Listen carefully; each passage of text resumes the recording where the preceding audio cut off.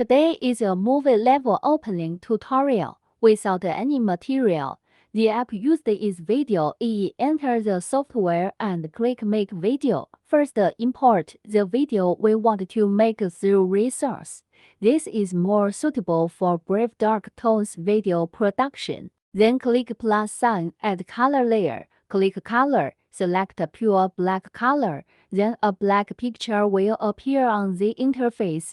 First, set the duration to be consistent with the duration of the video layer. Then click the Adjust button and move the black layer horizontally down to cover half of the screen. Then click the Transform button. Light up the Transition button at 0 seconds and then see how many seconds you want to make the title effect. For example, I set a 3-second title, so I position the time hand to 3 seconds and then modify the transition value and move the black layer down horizontally again to the position where the video material is fully displayed. Return to the production page. Duplicate a black layer, click the Adjust button and move the black layer to the top so that it still just covers the other half of the video.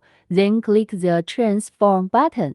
Click the second keyframe of trans and modify the value, and move the black layer horizontally to the position where the video material is fully displayed. Such a movie level title opening is done. Isn't it very simple?